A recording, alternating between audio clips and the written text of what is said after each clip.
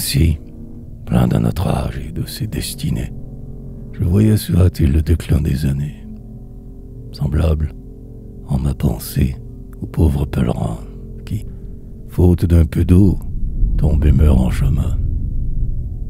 Le monde allait finir, faute d'une parole, et de mes humbles chants je lui portais le bol. Insensé que j'étais. Un homme peut mourir. Le cèdre que les monts vu naître grandir tombe, et sous ses débris ébranle au loin la terre.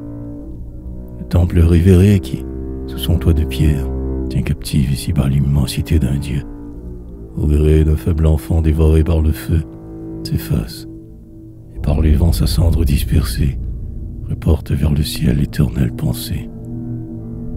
Mes yeux qui bouillonnent en sifflant tourmentés, dans les plis de sa lave étouffent des cités.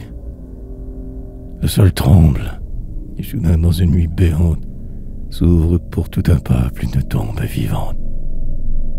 Tout cela peut mourir, mais à l'humanité, Dieu fit les jours plus longs, et lui seul a compté. Nul à l'humanité ne marquera son heure, rien n'y peut. Elle va, que sa voix chante ou pleure, elle va, dans les pleurs les chantera à tour. Elle accomplit sans fin l'œuvre de chaque jour. Tantôt, comme un coursier qui fléchit sous son maître, qui se plaint que le but est trop lent à paraître, et dont le pas plus sourd retentit faiblement, tant son pied dans le sable entre profondément.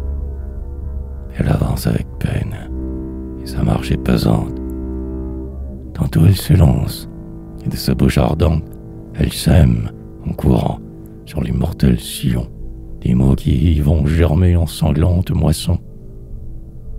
Mais ce ne sont pas là des signes d'agonie. C'est que dans ses douleurs saintement rajeunies, elle va rattacher, d'un bras ferme et puissant, une palme nouvelle à son front renaissant. J'enjure par le Christ.